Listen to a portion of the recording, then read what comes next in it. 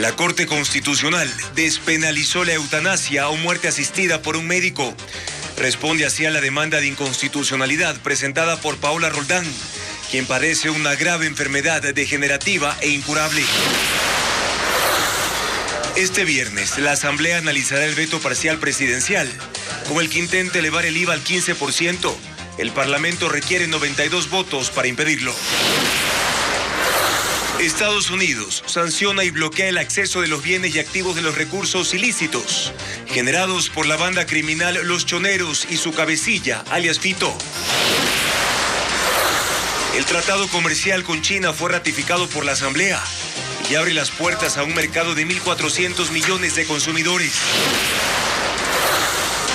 José Swing fue designado por el Pleno de la Corte Nacional de Justicia como presidente temporal hasta que se elijan nuevas autoridades. La intervención en la cárcel de Cotopaxi ratifica que las mafias asignaban las celdas a los presos, ignorando los controles de las autoridades. El expresidente Sebastián Piñera es despedido con honores en el antiguo Congreso en Santiago de Chile. Las honras fúnebres continuarán hasta el viernes. Televistazo estelar con Juan Carlos Aisprúa.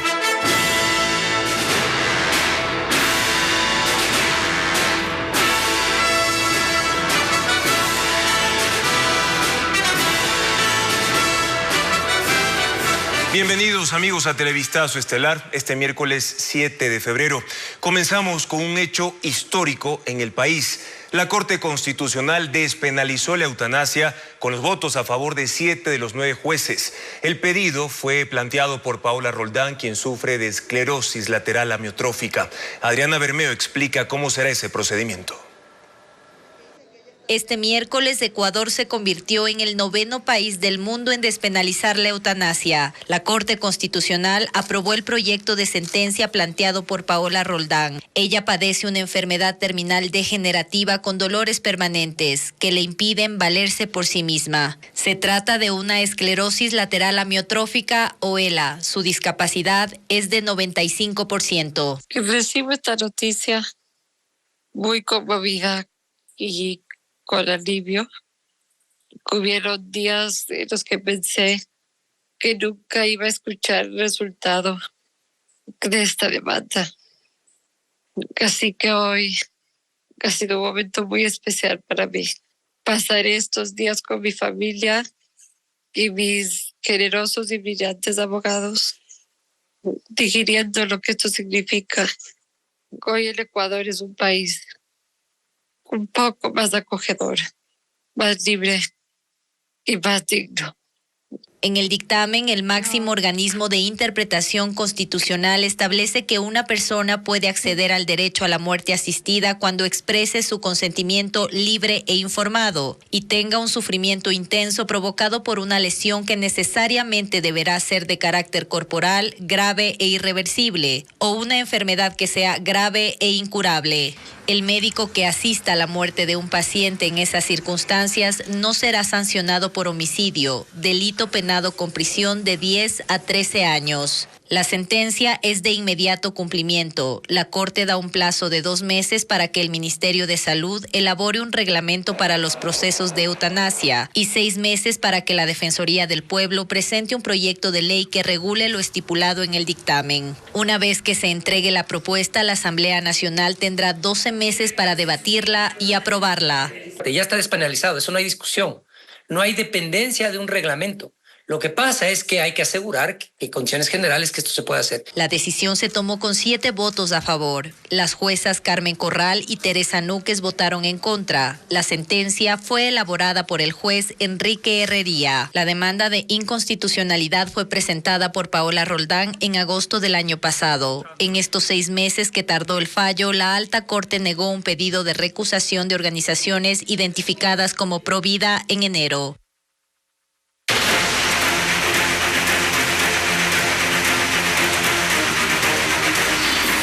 Novoa, camino a lograr su IVA. La Comisión de Desarrollo Económico de la Asamblea Nacional aprobó el informe sobre el veto presidencial. La mesa recomienda al Pleno ratificarse en que no se incremente el IVA y se mantengan las otras contribuciones propuestas. Patricio Díaz con el informe. La Comisión de Desarrollo Económico trató ya la objeción del Ejecutivo a la ley que busca financiar el conflicto armado interno. Ayer el Pleno de la Asamblea aprobó el texto de la norma sin el incremento del IVA al 15%. A las pocas horas, el presidente lo vetó, insistiendo en la revisión del impuesto. Y esta mañana, la comisión aprobó el informe sobre la objeción parcial. En la mesa, se decidió recomendar al Pleno la ratificación en el texto aprobado por la Asamblea, es decir, sin incrementar el impuesto al valor agregado. Votaron a favor los 3 legisladores correístas, el asambleísta socialcristiano y de manera sorpresiva la presidenta de la mesa y jefa de bloque del oficialismo, Valentina Centeno. El resto de sus compañeros de bancada se abstuvo. Un paso previo para poder llevarlo al Pleno de la Asamblea. Imagínese usted que eso se archivara en la comisión, no íbamos a permitirlo jamás. Lo importante es que podamos nuevamente llevarlo al Pleno de la Asamblea en cumplimiento de lo que establece la Constitución. El informe no es vinculante. Para que la Asamblea se ratifique en su texto se requieren 92 votos.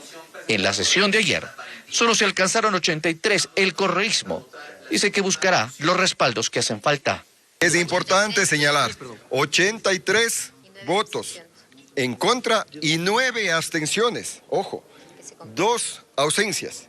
Ahí están ya más de 92 votos. Si no se consiguen los 92 votos, habrá un allanamiento tácito a lo que vetó el presidente, es decir, el incremento en el IVA.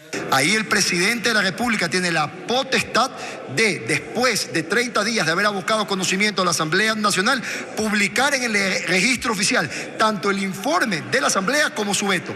Y la convocatoria del presidente de la Asamblea al Pleno para tratar el veto fue también inmediata. Se realizará el próximo viernes a las 11:35 de la mañana de manera virtual. Ahora, con la aprobación parcial de la ley, la Asociación de Bancos y el Comité Empresarial analizan presentar una acción de inconstitucionalidad ante los impuestos creados por la Asamblea Nacional para enfrentar el conflicto armado interno. Adriana Bermeo conversó con sus representantes. Y en ese orden, el Pleno de la Asamblea no dio paso al incremento del IVA, pero sí al pago de otros impuestos que se cobrarán a bancos, cooperativas de ahorro y crédito y a las empresas. La creación de estas contribuciones, como se denominan en el texto aprobado, contradicen lo estipulado en la Constitución porque el artículo 135 señala que solo el presidente de la República podrá presentar proyectos de ley que creen, modifiquen o supriman impuestos. Este argumento está bajo análisis en la Sobanca. Autoridades de bancos privados estudian lo que harán frente al impuesto de hasta el 25% a las utilidades de la banca. No descartan presentar una acción de inconstitucionalidad. Este impuesto que se ha aprobado para los bancos es un impuesto discriminatorio y en consecuencia podría ser inconstitucional. Antes de presentar una acción ante la Corte Constitucional, la Asociación de Bancos espera la emisión del reglamento de la ley y contemplan la posibilidad de que se reconsideren porcentajes, montos y plazos para la contribución. El Comité Empresarial Ecuatoriano también analiza los escenarios legales y posibles acciones antes de que entre en vigencia la ley. Argumentan que el cobrar un impuesto adicional a los grandes contribuyentes sobre sus ganancias reportadas en 2022 y 2023 es inconstitucional, porque la ley no permite que los impuestos sean retroactivos.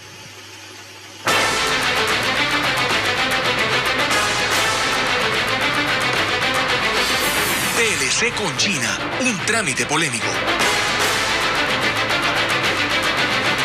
El Tratado de Libre Comercio con China fue ratificado por la Asamblea Nacional en una sesión que se alargó mientras se buscaban consensos. La ministra de Producción, Sonsoles García, destacó la importancia de esta decisión para los productos agrícolas que ingresarán a ese país asiático con 0 arancel. Patricio Díaz estuvo en el Pleno. La votación en el Pleno fue dramática. Hasta el final, no se sabía si había los votos para ratificar el Tratado de Libre Comercio con China. Las pantallas se quedaron por un buen rato en 66, cuando los votos negativos y las abstenciones crecían. Segundos después, el sí aumentó, hasta llegar a 76 y dar por ratificado el acuerdo.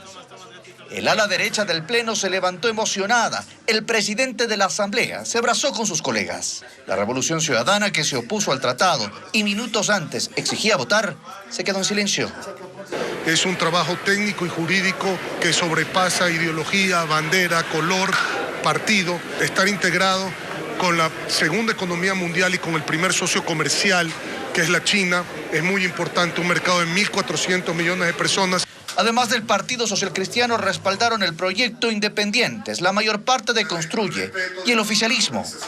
Se sumó la legisladora Luzmila Abad de Pachacuti, quien explicó por qué votó a favor, al contrario de sus compañeras de bancada. En Morona, Santiago, la China nos vende de todo, pero nosotros ni siquiera le podemos vender la pitahaya porque va más del 30% de aranceles. No podemos venderle un plátano, yuca, maíz. Necesitamos el Tratado de Libre Comercio para vender nuestros productos. El correísmo mantuvo su posición contra el tratado entre abstenciones y votos negativos. No es un buen negocio para el Ecuador. Vamos a acabar con la industria nacional por más cuidado que le pongamos al tema textiles. Antes de la votación, la ministra de la Producción, Sonsoles García, estuvo en la asamblea junto a los exministros que impulsaron el acuerdo. La funcionaria dio a conocer lo que sigue tras la ratificación. Nosotros esperamos que en el segundo semestre del 2024 ya se encuentre vigente el acuerdo. Las desgravaciones corren desde el momento que ingresa el acuerdo en vigencia y tenemos productos que de forma inmediata pues ya ingresarían con arancel cero. El tratado generará, según ella, al menos 50.000 empleos. La Asamblea comunicará al gobierno la decisión para que, cumpliendo los procedimientos previstos, entre en vigencia este nuevo tratado.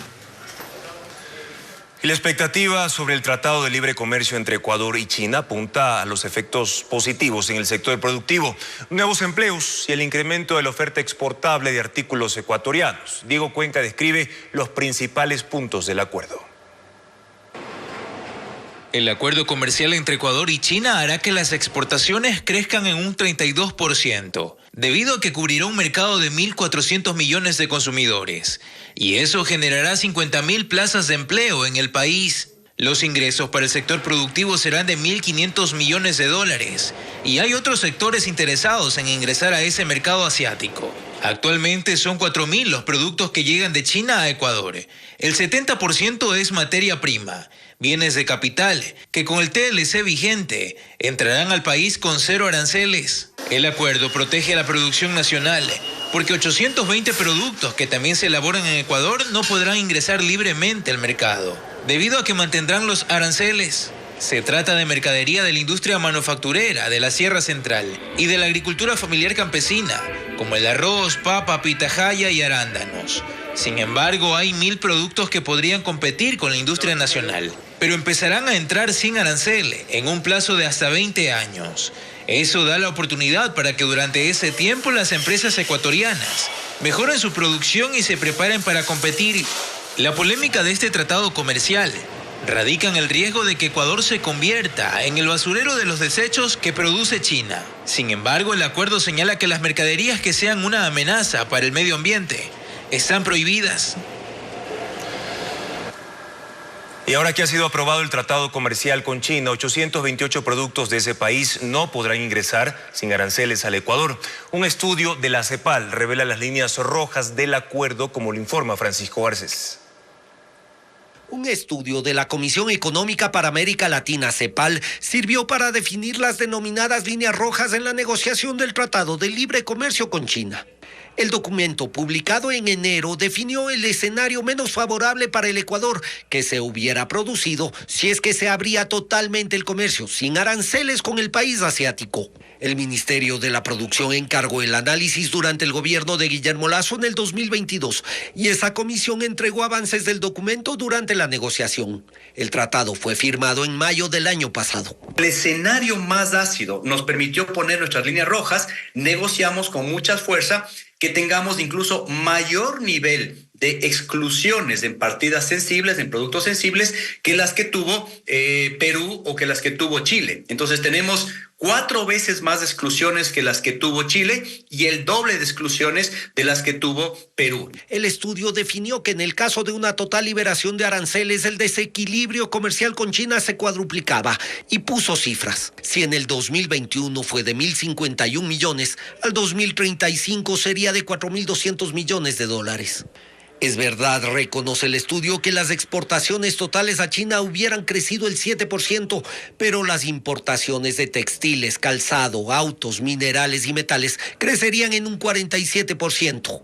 Y para el 2035, el Ecuador le compraría productos por $10.000 millones, mientras que China compraría al Ecuador insumos por 5.600 millones. Con esta información, el Ecuador negoció sacar del acuerdo 828 productos chinos que, si se pone en vigencia el tratado, no podrán ingresar sin aranceles, y un cronograma de hasta 20 años para reducir esos impuestos de más de 2.700 productos de ese país hasta llegar a cero. Con las medidas de protección asumidas en la negociación, el estudio fue actualizado, dijo el exministro de la Producción, Julio José Prado. La conclusión fue que las exportaciones ecuatorianas crecerán $7.000 millones en 10 años. Eso representa 19% más, y las importaciones de productos chinos aumentarán 16%. Y el escenario optimista, que no es imposible si es que logramos meter todos los productos que queremos hacer a China sin barreras fitosanitarias, pues será de un crecimiento de hasta el 32% de las exportaciones y un crecimiento solamente del 16% de las importaciones. La CEPAL calculó que en un escenario más realista, el tratado con China aportará un 0,5% al crecimiento del PIB, hasta 5 veces más que el que se estimó con el Tratado de Libre Comercio con Europa. José Swing es el nuevo presidente de la Corte Nacional de Justicia. Por unanimidad, el Pleno le encargó esa función por al menos 8 meses hasta que el Consejo de la Judicatura ejecute el concurso para seleccionar a los magistrados titulares. Así se pone fin al conflicto y la Corte retoma la normalidad, como lo informa Jacqueline Rodas. Luego de semanas turbulentas y horas de acefalía, la Corte Nacional de Justicia recuperó la armonía. Por unanimidad, los 11 jueces y 6 conjueces que conforman el Pleno eligieron a José Swing como presidente encargado. Gracias por esa responsabilidad. La vamos a asumir desde este momento. Su antecesor, Iván Saquicela, le entregó la toga con la franja roja que identifica al presidente de la Corte y le tomó juramento. ¿Jura usted, por su honor, ejercer las atribuciones que la Constitución y la ley le confieren? Lo juro. José Swing es un académico y juez de carrera que está en la Corte Nacional desde 2009. En 2013 fue destituido por el Consejo de la Judicatura que dirigía Gustavo Yalc, pero volvió tras un largo proceso legal que le dio la razón. La Corte también resolvió encargar la presidencia subrogante a la jueza Enma Tapia. En la tarde se dio una ceremonia formal. Cantaron el himno nacional y las autoridades elegidas se dirigieron a sus compañeros y a funcionarios de la Corte. Vamos a sacar a flote la Corte Nacional de Justicia.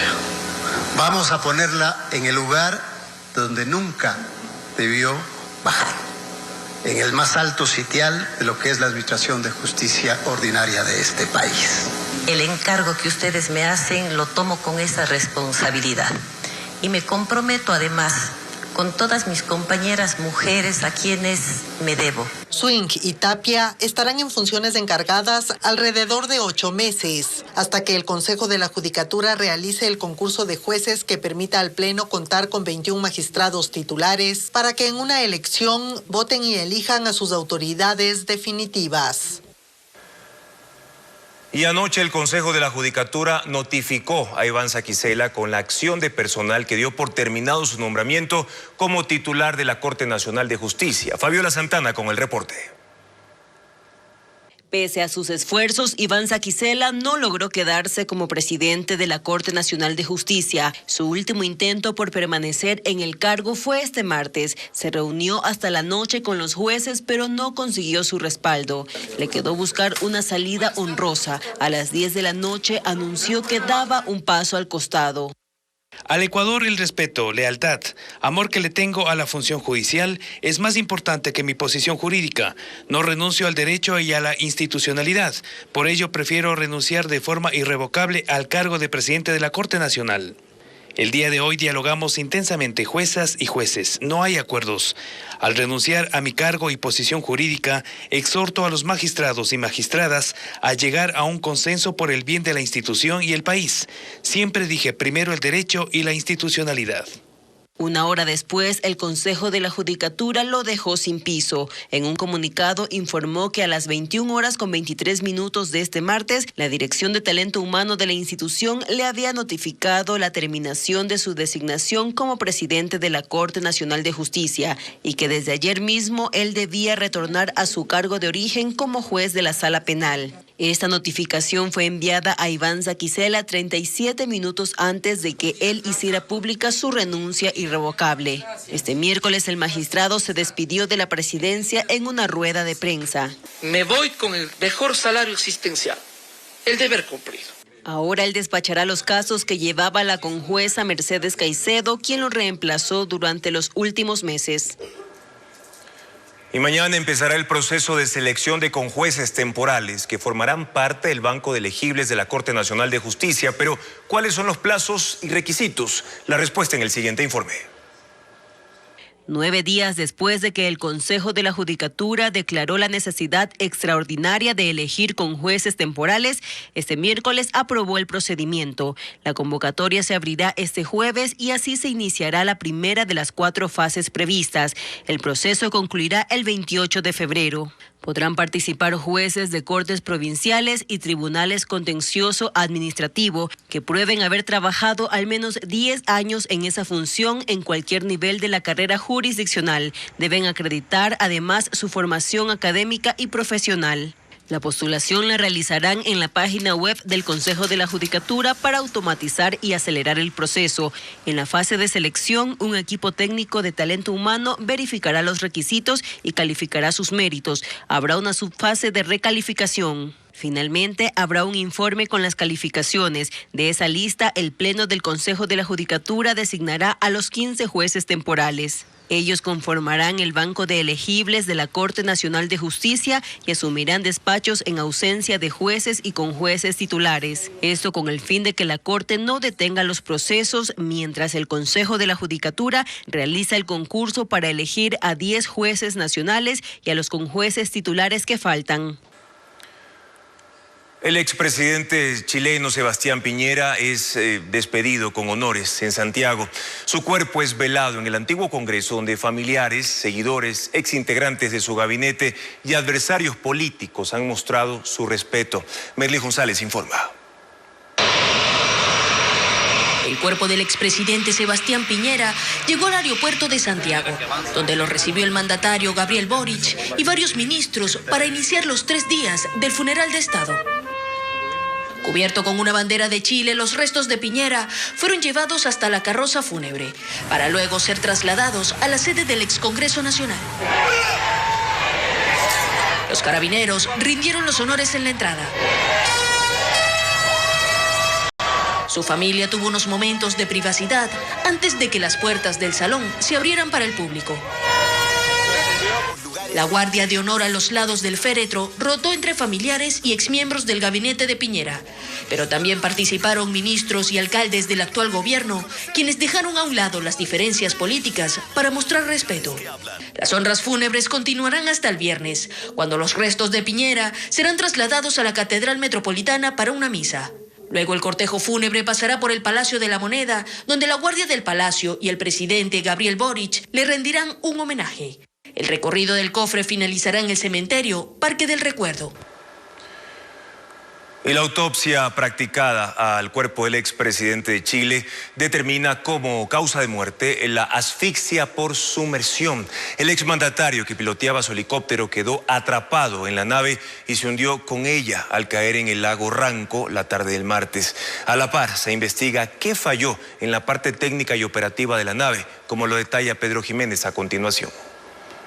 Los primeros pasos en la investigación por la muerte de Sebastián Piñera los dieron la Fiscalía y la Dirección del Servicio Médico Legal poco después de recuperado el cuerpo, que había quedado atrapado dentro del helicóptero a una profundidad de 40 metros en un lago. El informe de la autopsia menciona asfixia por sumersión. Piñera no pudo salir de la nave, se hundió con ella y se ahogó.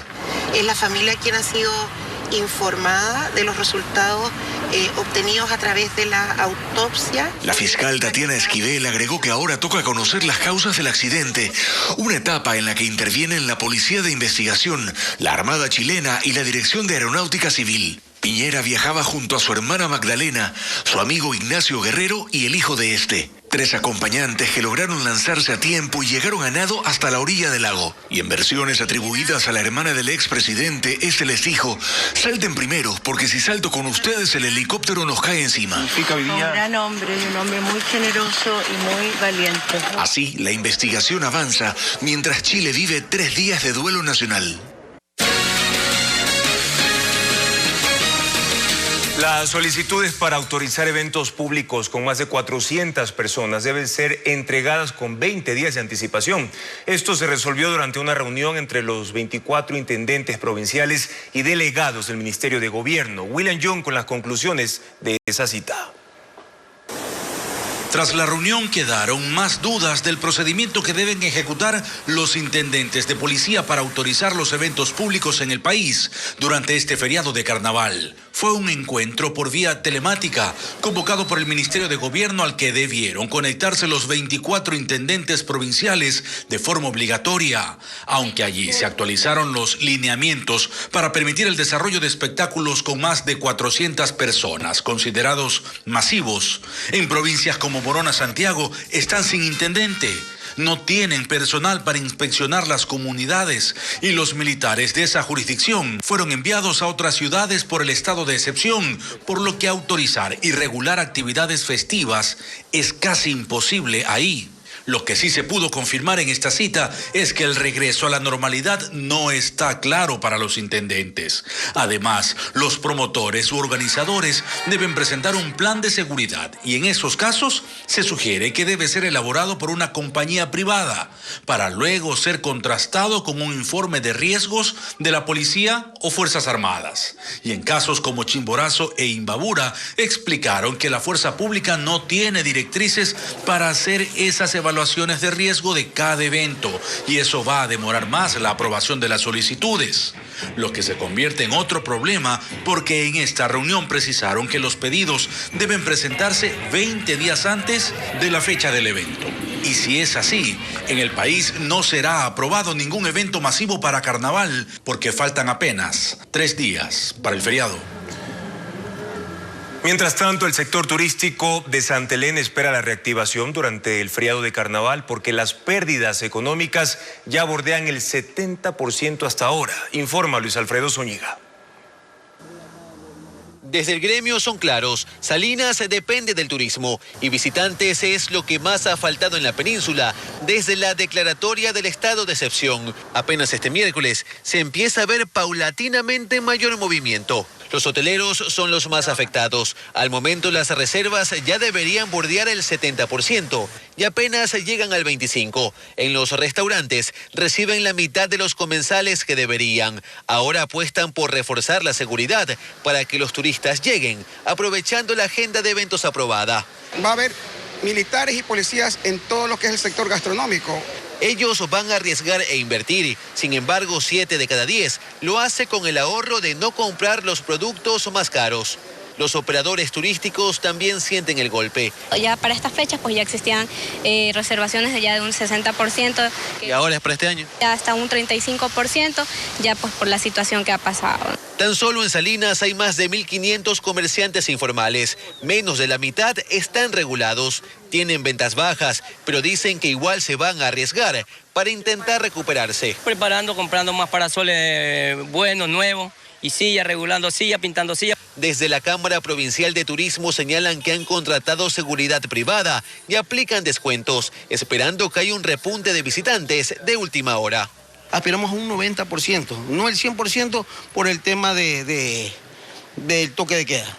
Para Santa Elena, el feriado de carnaval representa el 35% de los ingresos del año. En 2023 se recibió la visita de 236.000 turistas, tuvo una ocupación hotelera del 72% e ingresos por $12 millones. Representantes del Centro Internacional para la Investigación del Fenómeno del Niño explican que el evento climático se fortaleció en estos días y pronostican más lluvias. Pero, ¿por qué no se experimentó ese evento en noviembre cuando el país lo esperaba? Bessie Granja con la respuesta. El 18 de septiembre de 2023, Ecuador declaró la alerta naranja en 143 cantones. Según el gobierno anterior, la decisión se aplicó por la llegada inminente del fenómeno del Niño al país. En octubre, autoridades de la Armada viajaron durante un mes en el buque de investigaciones Orión y establecieron una fecha máxima para experimentar lluvias, 15 de noviembre del año pasado. El pronóstico no se cumplió. Según el Centro Internacional para la Investigación del Fenómeno del Niño, CIFEN, hay una explicación. Tuvimos el fortalecimiento del anticiclón del Pacífico Sur y hizo entonces que las lluvias del Niño no tuvieron esta barrera de vientos y no ingresaran al Ecuador. Dicho de otra forma, en el Océano Pacífico, este anticiclón, que tiene un movimiento de giro antihorario y que lo acompaña a vientos con dirección de este a oeste, chocó contra el calentamiento del mar, característico del fenómeno del Niño, provocando que este baje su temperatura. Se podría decir que fue una suerte climática para Ecuador, pero no para otros países donde el Niño se siente con fuerza. El oceanógrafo detalla que luego de que los vientos del anticiclón del Pacífico se debilitaron, se espera ahora el fortalecimiento de las lluvias. También temperaturas más altas y humedad. El experto aclara que no se pueden hacer proyecciones a largo plazo sobre el comportamiento de un evento climático como el Niño. Lo que sí se puede tener claro es cómo actuará este fenómeno en días próximos, realizando monitoreos constantes para reaccionar a tiempo ante sus posibles efectos adversos. Rusia insiste en que Ecuador violará compromisos internacionales si entrega armas a los Estados Unidos. María Zaharova, portavoz del Ministerio de Asuntos Exteriores de ese país, advirtió al gobierno de Daniel Noboa sobre las consecuencias que tendrá esa decisión en la relación bilateral. Luisa María Heredia con el informe. La tensión diplomática entre Rusia y Ecuador aumenta. La portavoz del Ministerio de Asuntos Exteriores de ese país, María Zaharova, advirtió este miércoles que la decisión que tomó el gobierno de Daniel Noboa de entregar armas soviéticas a Estados Unidos dañará las relaciones entre Moscú y Quito. En el caso de entrega de bienes militares a una tercera parte, Ecuador violará sus compromisos internacionales y esto conllevará consecuencias negativas para nuestra futura interacción bilateral. La diplomática comentó en una rueda de prensa que su gobierno ya transmitió su posición al respecto, indicando los puntos concretos de los acuerdos y contratos vinculados a los suministros militares que Ecuador violaría si insiste en entregarlos a Estados Unidos, equipos que han sido considerados por el presidente Noboa como chatarra. Zaharova insistió en que si se tratara de chatarra, difícilmente Washington propondría su cambio por equipos modernos que están valorados en $200 millones.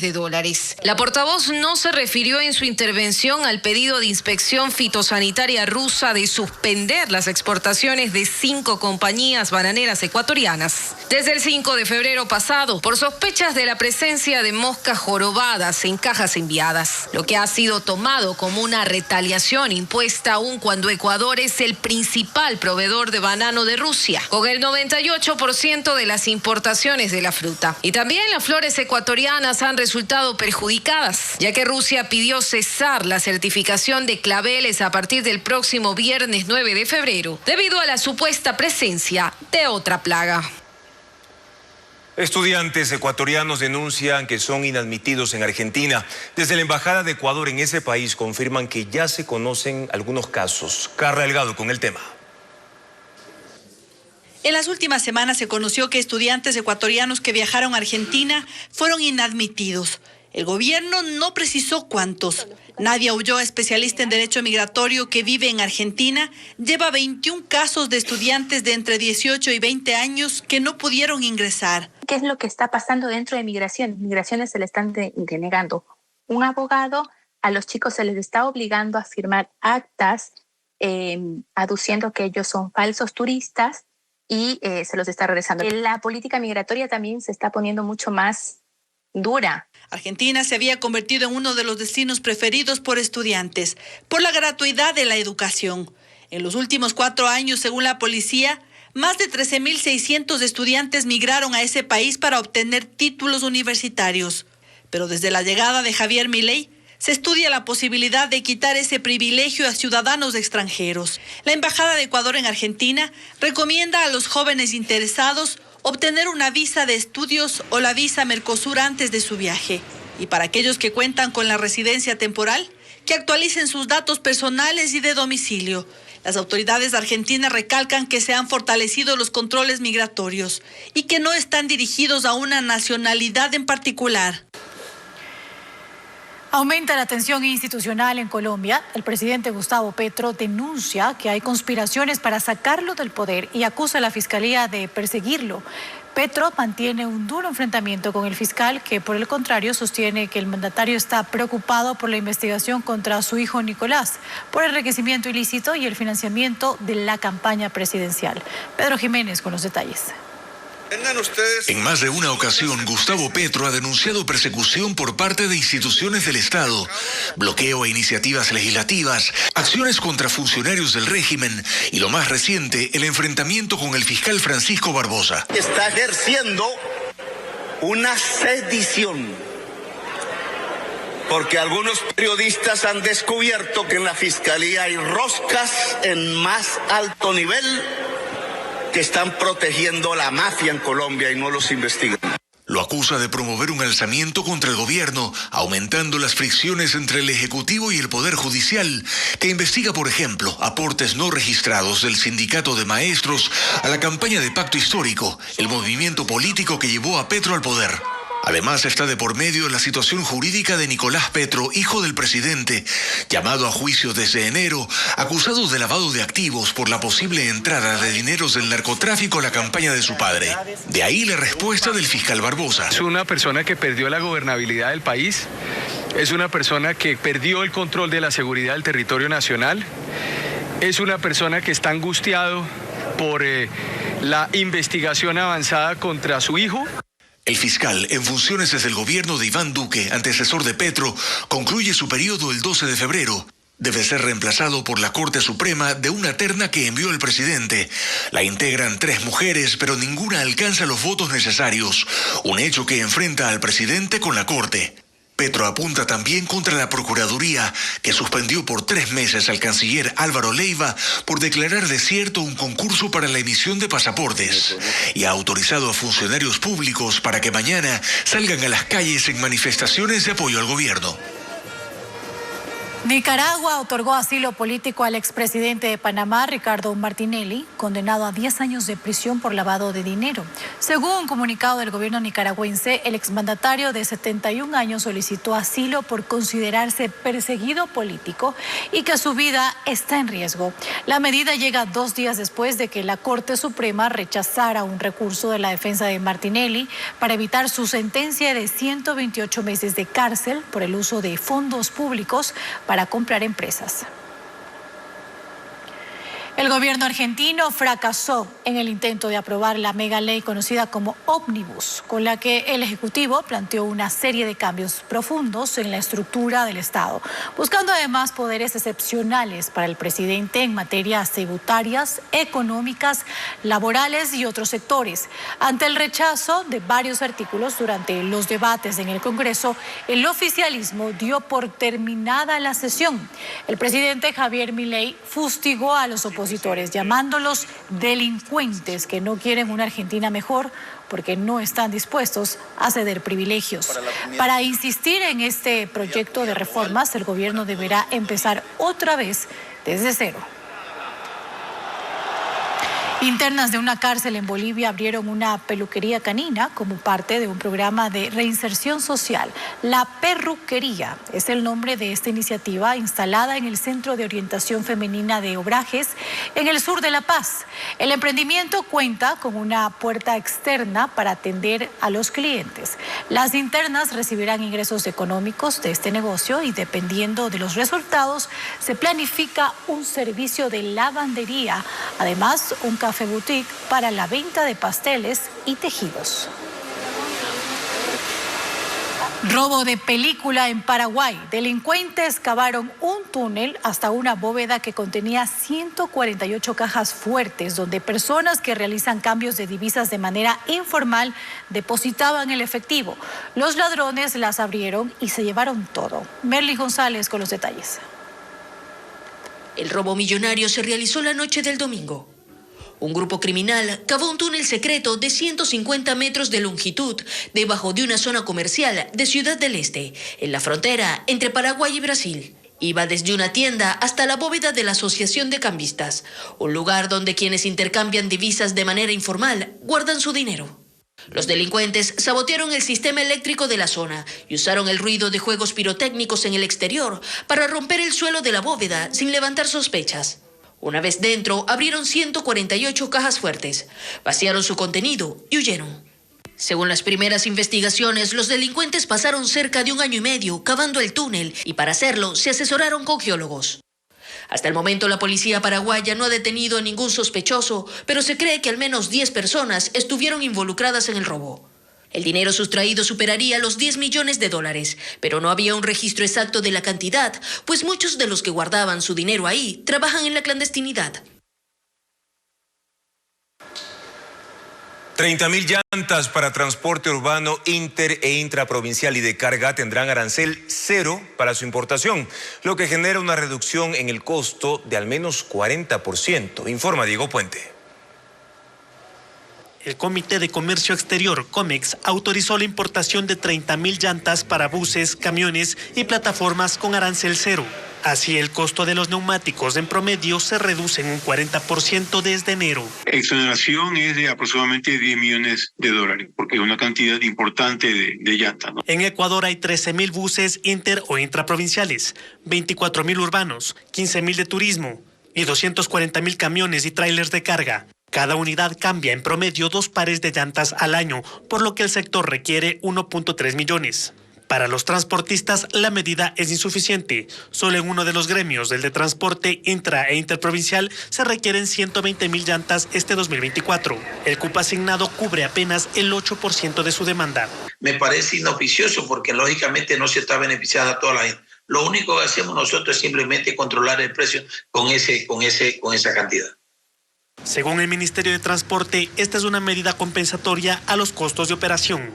Y es una forma de aportar por parte del gobierno nacional para que ellos tengan en algún momento algún tipo de respiro para la disminución de sus costos operativos. Los gremios del transporte se encargan de la importación y distribución de los 30.000 neumáticos con arancel cero, pero el Ministerio de Transporte tiene la obligación de presentar en 6 meses un informe para conocer si se utilizó el cupo asignado y cómo se distribuyó.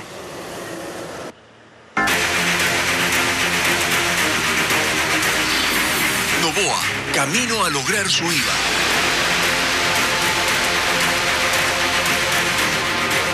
El presidente Noboa insiste en el incremento del IVA hasta el 15%. El veto será tratado este viernes en el Pleno de la Asamblea Nacional, como lo informa Diego Puente. La respuesta del presidente Daniel Noboa fue veloz. En 2 horas notificó a la Asamblea con el veto parcial a la ley orgánica para enfrentar el conflicto armado interno. Él insiste en subir el IVA en un rango que va del 12 al 15% y deja discreción del Ejecutivo cuándo implementarlo. En una disposición reformatoria dice que el presidente de la República podrá modificar la tarifa general del impuesto al valor agregado previo dictamen favorable del ente rector de las finanzas públicas, es decir, del Ministerio de Finanzas. Horas antes, la Asamblea había rechazado el aumento inmediato del IVA al 13% con un incremento gradual de 2 puntos hasta el 2026. El mandatario también se ratifica en la reducción del IVA al 5% en las transferencias locales a los materiales de construcción para dinamizar este sector. Sobre la contribución temporal sobre utilidades de los bancos y cooperativas de ahorro y crédito, se mantiene el texto aprobado por los asambleístas. El impuesto se grava según las utilidades. Menores a $5 millones contribuirán con 5% y mayores a $100 millones con 25%. El mandatario no objetó que el impuesto a la salida de divisas, ISD, pase del 3.5 al 5%. Con la ley se derogan los decretos ejecutivos firmados por el expresidente Guillermo Lasso, que buscaba la disminución paulatina hasta llegar a cero. Noboa no se opuso a la contribución especial temporal de 3.25% sobre las utilidades de las grandes empresas que aprobó la Asamblea. Este arancel estará vigente en 2024 y 2025 y no será sujeto a facilidades de pago. Expertos detectan flagrantes inconstitucionalidades en los procedimientos de la Asamblea y la Presidencia en el trámite de la ley para financiar el conflicto interno. La pelota queda en la cancha de la Corte Constitucional. Lenin Artieda con el análisis. Que el país asistió ayer a una galería de inconstitucionalidades, señalan expertos en esa rama del derecho. Una asamblea creando impuestos sin tener competencia para ello. Un ejecutivo vetando un tema que no fue aprobado por el Pleno. Y que eso no es gratuito, dicen. Que hay una razón por la que se opera de esa manera. Sí, hay una razón, que es que la Corte se te demora 500 años en despachar el tema, tú cobras el impuesto, no te lo hacen devolver y es más, en varios casos la Corte, que se ríe de sus propios precedentes, dice, pero bueno, termine nomás de cobrar por el siguiente y el subsiguiente periodo fiscal, como pasa con el ISD.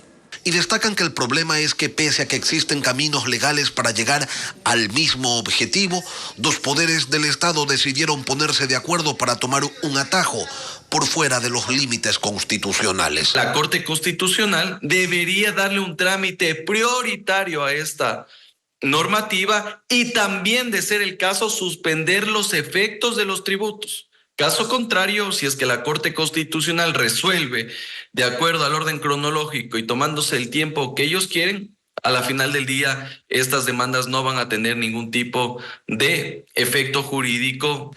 Ahora, los hechos generan precedentes y lo que hoy unos celebran como victoria en algún momento se devolverá como un boomerang y quizás allí ya no haya sonrisas. Cuidado, presidente Noboa, con lo que está haciendo con esta gracia, porque el día de mañana usted presenta un proyecto de ley impositivo y no le van a hacer el favorcito que le han hecho ahora de, aparte de no haberle aprobado su IVA 15, sino que le han creado otras contribuciones que usted alegremente está aceptando. Bueno, y si te rebajan el impuesto a la renta el día de mañana, si te rebajan, por ejemplo, el montante del ISD o el IVA sin la iniciativa presidencial, naturalmente ahí sí va a saltar hasta el techo, ¿no? Eso va a ocurrir.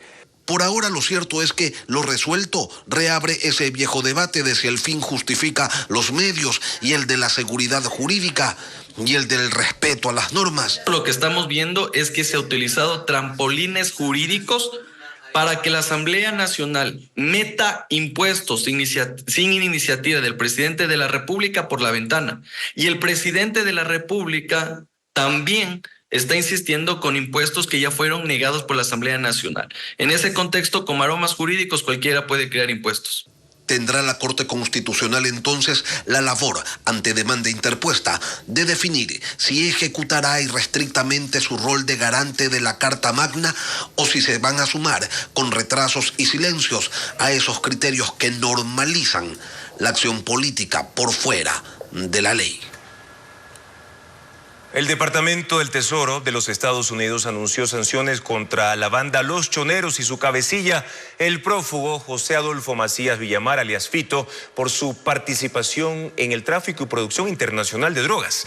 Con la decisión se impide el acceso a todos los bienes y activos en ese país y a los recursos ilícitos generados por esa organización criminal.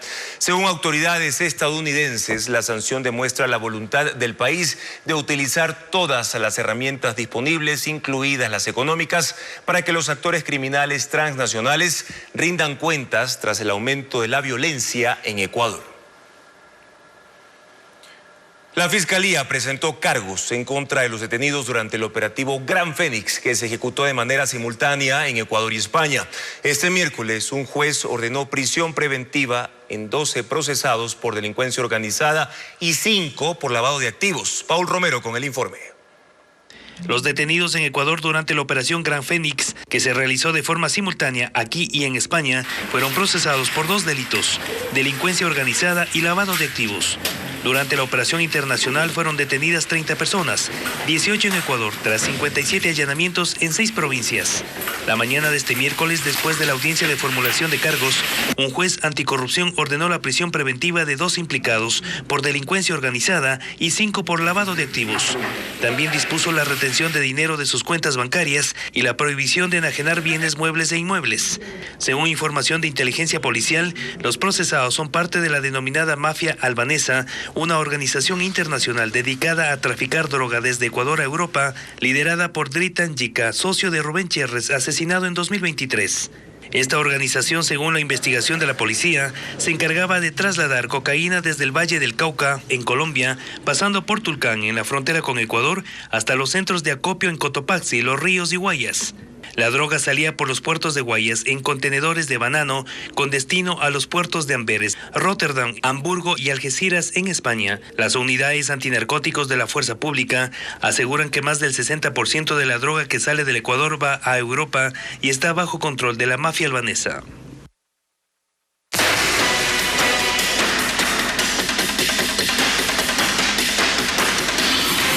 Cotopaxi, cárcel de privilegios.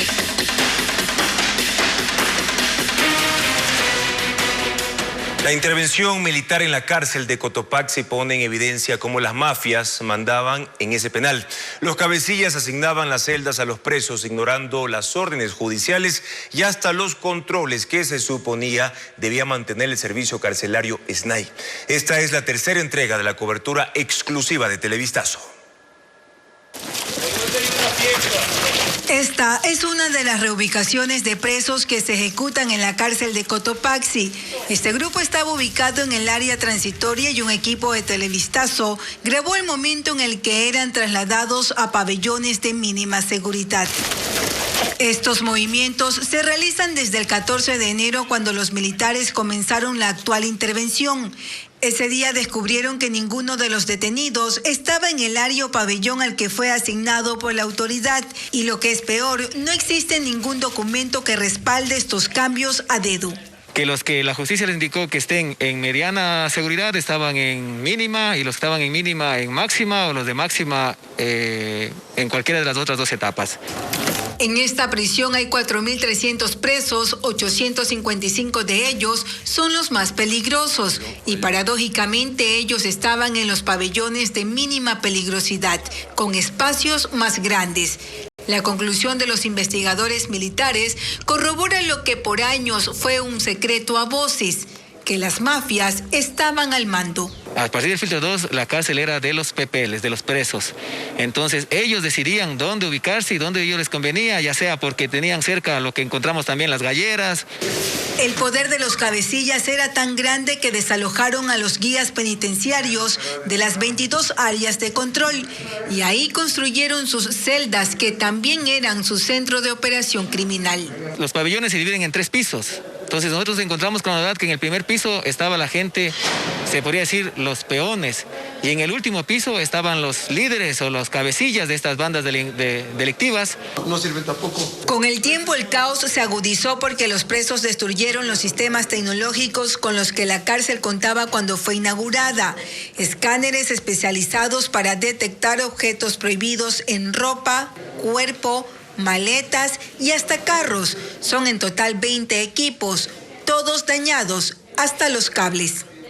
El sistema para identificar las huellas digitales tampoco funciona y el circuito de videovigilancia no puede usarse porque las cámaras fueron sustraídas. Los militares explican que la autoridad, es decir, el SNAI, su personal administrativo y los guías penitenciarios, no tenían ningún control. En esta cárcel no hay agua potable y el sistema de alcantarillado colapsó hace varios años. Incluso los presos también habían destruido los reflectores, focos y cables de energía eléctrica. Por eso, en el 80% de la cárcel no hay luz. Mañana la cuarta entrega, el recorrido que en exclusiva hizo Televistazo en la cárcel de Cotopaxi sobre el régimen que impusieron 1.200 militares que están a cargo desde el 14 de enero. 2 tanquetas del ejército y decenas de militares ingresaron a los 3 pabellones de la cárcel de Quevedo en Los Ríos. ¿Qué encontraron? Odette Camacho lo informa en el siguiente reportaje. En la madrugada de este miércoles, 2 tanquetas del ejército y cerca de 800 militares y policías ingresaron a la cárcel de Quevedo por primera vez desde que se decretó el estado de excepción. Los militares sacaron uno a uno a los presos y los ubicaron en el patio para el respectivo conteo. En este centro hay 685 internos. En la requisa de las celdas de los 3 pabellones de baja, media y máxima seguridad, encontraron varias caletas donde se ocultaban objetos prohibidos. Por ejemplo, algunos de los 50 celulares decomisados estaban debajo de esta cama. Los uniformados tuvieron que romper la pared para sacarlos. Así encontraron armas blancas, droga y electrodomésticos. Considerando que los PPL se encontraban con aires acondicionados, televisores plasmas, refrigeradores y diversos artículos, artefactos, grabadoras, equipos de sonido, los cuales no están autorizados. Además, tuvieron que trasladar a un preso hasta un hospital, pues cuando se alertó de la presencia de la fuerza pública, sus compañeros lo agredieron. Durante la revisión del centro, los guías permanecieron en la parte de afuera. Los uniformados también revisaron las oficinas administrativas, aunque no encontraron nada fuera de lo permitido. Este miércoles sacaron 7 volquetas llenas de desperdicios que estaban en los patios del centro carcelario. Hasta el cierre del informe, los uniformados continúan con la intervención y los decomisos. Con apoyo internacional se crea la Fuerza de Tarea Fluvial conformada por militares y policías para combatir a las mafias en el mar. Estados Unidos no solo financiará el entrenamiento, también donó casi $2 millones para las 2 instituciones. Merlin Ochoa amplía este tema. En el Comando de Guardacostas en el sur de Guayaquil se realizó la firma para la creación de la Fuerza de Tarea Fluvial, denominada Grupo de Operaciones Marítimas GOMAR. La Policía Nacional y la Armada del Ecuador son parte del equipo, cuya finalidad es fortalecer la seguridad en el Golfo de Guayaquil y controlar el tráfico marítimo de drogas. Los entrenamientos dentro y fuera del país en inteligencia naval e interdicción marítima serán financiados por Estados Unidos. Así lo dio a conocer Todd Robinson, subsecretario de Estado de la Oficina de Asuntos Antinarcóticos. Tiene como objetivos detener el flujo de drogas, reducir la violencia y fortalecer las instituciones. En la ceremonia de donación también se inauguró la primera fase de la Escuela de Guardacostas, donde serán entrenados los marinos. La obra inició en el 2022. El presupuesto de $1.3 millones también incluye motores fuera de borda para las unidades interceptoras, la reparación de embarcaciones, la remodelación del centro de confianza de la Armada y la entrega de 10 polígrafos. Este proyecto combinará unidades fluviales, marítimas, aéreas, sistemas no tripulados, sistemas de vigilancia y monitoreo, de comunicaciones y de apoyo logístico. El gobierno estadounidense, a través de la Oficina de Asuntos Antinarcóticos, además donó $630,000 a la policía para la remodelación de la clínica veterinaria de los canes antidrogas. También se entregó una embarcación fluvial, motores fuera de borda y otros equipos de seguridad. Las donaciones se entregaron durante la visita de una delegación de alto nivel del país norteamericano al Ecuador, con la finalidad de fortalecer la cooperación en seguridad. Los esposos Leandro Norero y Lina Romero planeaban fugarse a Colombia e instalarse allá para vivir en una sociedad con menos prejuicios, según lo que dijeron. Esto consta en los chats que la Fiscalía ha hecho públicos dentro del caso Metástasis. Para julio del 2022, Leandro Norero estaba en la cárcel y su esposa, Lina Romero, con medidas sustitutivas. Tenía que presentarse cada jueves ante la fiscal y era monitoreada con un dispositivo electrónico. Pero ella sabía que eso podía cambiar en cualquier momento. Según los chats que ha presentado la fiscalía, Lina Romero estaba preocupada por su siguiente audiencia. Y la del 15 de agosto, de nuevo es esa Lidia, que otra vez quiere una audiencia para quitarme las medidas y mandarme presa. Pero me dice el estimado que no le pare bola a eso. Amén, amor, con fe. En la novela, la esposa del traqueto la cogieron por lavado y pagó 8 años.